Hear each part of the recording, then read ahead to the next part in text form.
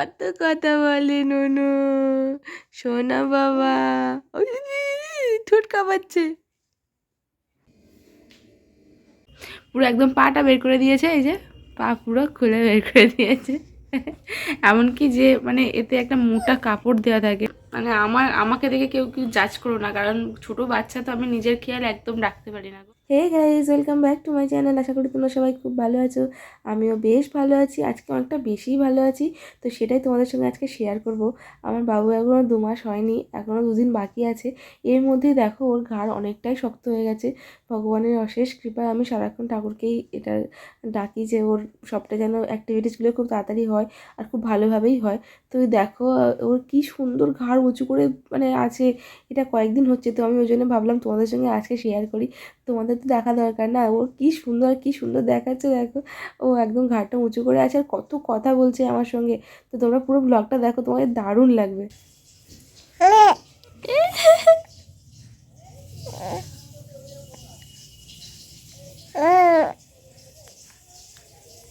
এই ছোট্ট ছোট্ট জিনিসগুলো না আমার বেঁচে থাকার রসদ হয়ে দাঁড়িয়েছে। তো যাই হোক, আমার বাবু প্রচণ্ড কাঁদে, তোমাদের আগে ভিডিওতে বলেছি আমার বাবু প্রচণ্ড কাঁদে, সবসময় আমার কাছেই থাকে। আর এবারে যখন প্রচণ্ড কাঁদে, কদিন দেখছি এখন বুকের ওপরে শুয়ে থাকতে ও তো পছন্দ করে সবসময়, এখন কদিন দেখছি ও না বসে থাকতে খুব পছন্দ করে। এই যে মা খুব জোরে কেঁদে উঠলে যখন মা কোলে করে নিয়ে একটা হাঁটুতে পাটা ঝুলিয়ে এইভাবে ঠিক বসিয়ে নিয়ে আর একটা হাত ধরে আর ঘাড়টা হালকা করে নাড়াচ্ছে, ও একদম শান্ত হয়ে যাচ্ছে, কী রিল্যাক্স পাচ্ছে। তোমাদের পুরো জিনিসটা ভালো করে দেখাচ্ছি দেখো, তোমাদের দেখলে অবাক লাগবে। এইটুকু বাচ্চা দেখো ও বসে থাকবে, ওর কিন্তু এখন বসার কি ক্রমশভাবে শক্ত হয়েছে, কিন্তু এ বসে থাকবে আর এরকমভাবে হালকা করে নাড়াতে হবে, কন্টিনিউ নাড়িয়ে যেতে হবে। একটু যদি বন্ধ করেছে সেখানে সঙ্গে সঙ্গে কেঁদে উঠছে। এবারে আমি কিছুক্ষণ আমি এইভাবে নিয়ে থাকতে পারছি না, তো মা আবার নিয়ে মানে আমি ওইভাবে ভালো করে পারছি না নিতে, মা ওটা ভালো পারে। তো মা নিয়ে ওকে এরমভাবে নাড়াচ্ছে আর ও কী মজা করছে। এদিকে তারপরে দেখো তোমাদেরকে ও আবার কত কথাও বলছে, আমি বলছি ওর সঙ্গে কথা, ও কত কথা বলছে। আর এখন না নতুন নতুন অ্যাক্টিভিটি শিখেছে। এই যে আজকে তোমাদেরকে দেখালাম ঘাড়টা উঁচু করা শিখেছে, তারপরে করে কথা বলতে শিখেছে। এটা আগেও করতো, এখন আবার বেশি শিখেছে।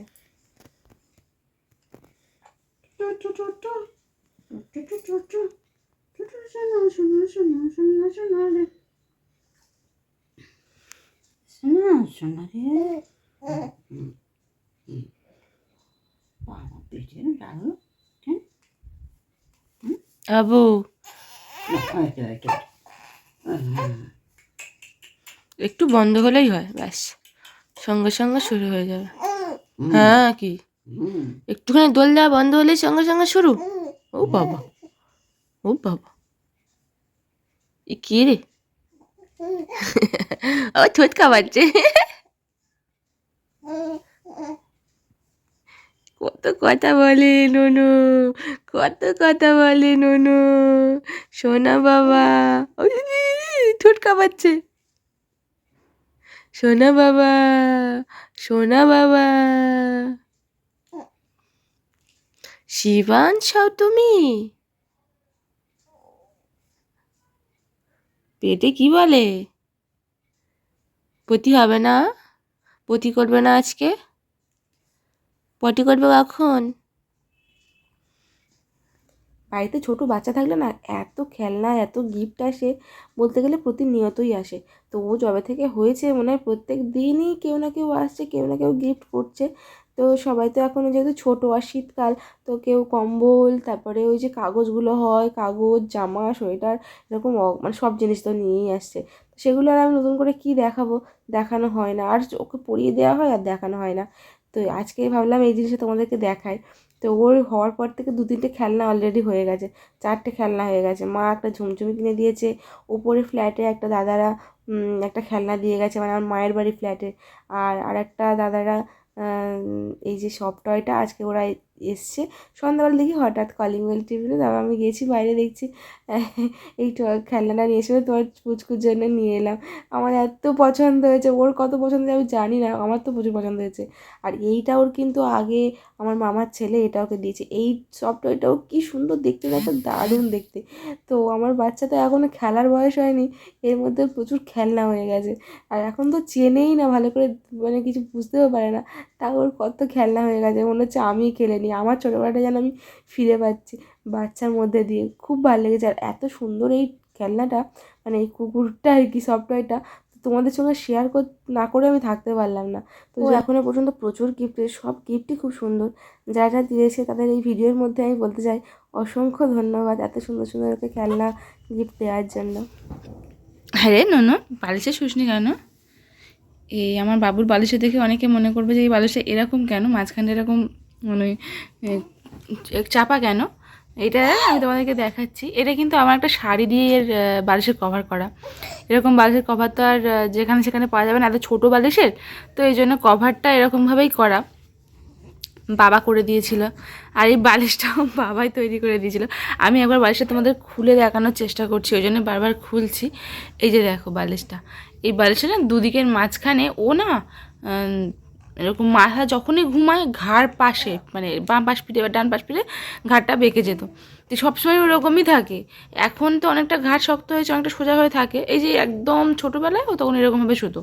তো এবারে কী করা যাবে, তো এরকম তো অনেক বালিশ কিনতে পাওয়া যায়। বাবাকে বলেছিলাম, বাবা বলছে বালিশ কিনবি কেন, আমি করবো, বালিশটাকে আমি ঠিক ব্যবস্থা করে দেবো বলে এই দুটো মাঝখানে দুটো সেলাই দিয়ে দেওয়ার পরে পুরো জায়গাটা দেখো পুরো মানে চেপে গেছে। চেপে যাওয়ার ফলে কি, ওর মাথাটা একদম শক্ত মানে গোল হয়ে বসে। আমি তোমাদেরকে দেখাচ্ছি একবার ওর মাথাটা বসিয়ে, তারপর তোমাদেরকে একবার দেখাচ্ছি, দাঁড়াও। এই যে দেখতে পাচ্ছ, একদম মানে ওই যে মাঝখানে ভাঁজটা ছিল ওর মধ্যে মাথাটা বসে গেছে। বসে যাওয়ার ফলে কি, যে পুরো মাথাটা লম্বা হয়ে একইভাবেই আছে আর কি, সাইডে হয়ে যাচ্ছে না। তো এ এখন জেগে আছে, ছটপট করছে বলে, একটু এরকম এরকম করছে বলে ওর হালকা নড়ছে, তো ওই জন্য। কিন্তু না হলে একদম মানে পুরো মাথাটাই বসে যায়, ওই জন্যে কিন্তু এটা করা আর কি। যাই হোক, এই বালিশের আইডিয়াটা কেমন লাগলো অবশ্যই জানাবে। আমাদের নাহলে কিনবো ভেবেছিলাম, এখন তো অনেক কিছু পাওয়া যায় অনলাইনে, দেখেছিলাম। কিন্তু বাবা বললো না, কিনবি কেন, এখানে বালিশ আছে যখন আমি ব্যবস্থা করে দিচ্ছি। তো সেই যা দেখলাম যে বাবা যখন ব্যবস্থা করে দিচ্ছে, তখন বেকার কিনে কী করবো, তাই না? যখন ছোট ছিল তখন থেকে ওর পায়ের জোর বিশাল, মানে আমি বলবো না যে আমার বাচ্চা, এখন প্রত্যেকটা বাচ্চারই এরকম পায়ের জোর বিশাল, তবে আমি আমার বাচ্চার কথাটাই তো বলবো, তাই না? তো সেই হিসেবে বলি আমি, ওর এত পায়ের জোর, এখনও 2 মাস কমপ্লিট হয়নি, এর মধ্যে পায়ের জোর দেখলে তোমরা অবাক হয়ে যাবে। এই যে মোটা একটা কম্বল ওর গায়ে দেওয়া হয়, 1 মিনিটের মধ্যে ও সেটা লাথি মেরে মেরে সরিয়ে দেবে। তো সেটাই আমি তোমাদেরকে দেখাবো বলে এই ভিডিওটা করেছি। আর ভিডিওটা পুরোটা দেখো, তোমরা দেখলে বুঝতে পারবে 1 মিনিটও হয়নি ওর গায়ে আমি কম্বলটা পুরো গলা পর্যন্ত চেপে দিই, ঠিক আছে, বেশ ভারী করেই চেপে দিই। তারপরেও 1 মিনিটের মধ্যে লাথি মেরে মেরে পুরোটা খুলে দেবে। আর এই যে এখন এই জামাটা পরে আছে, আর এই যে কম্বলটা মানে ব্ল্যাঙ্কেটটাও গায়ে দিয়ে আছে, এটাও কিন্তু গিফটেড। তো এ ছোট্ট থেকে মানে যা যা ওর ইউজ করছে বলতে গেলে সবই প্রায় গিফটেড। তো আমাদের বেশি কিছু কিনতে হয়নি, যেহেতু ও শীতকালে হয়েছিল বলে। তো সবাইকে অনেক অনেক অনেক ধন্যবাদ এত সুন্দর সুন্দর গিফট আমার মানে পুচকু আমার ছেলেকে দেওয়ার জন্য, জামা আর যে যে জিনিসগুলো প্রয়োজন হয় সবটা। তো আর আমার সবাইকে বলা হয়নি, তো এই ভিডিওর মাধ্যমে সবাইকে বলে দিলাম। আর যেদিকে দেখছো সে কিন্তু কম্বলটা পুরো লাথি মেরে মেরে খুলে দিয়েছে, এখনও কিন্তু 1 মিনিটও হয়নি। দেখতে পাচ্ছ, হয়ে গেছে পুরো, মানে কতক্ষণ লাগলো, 1 মিনিটও লাগেনি।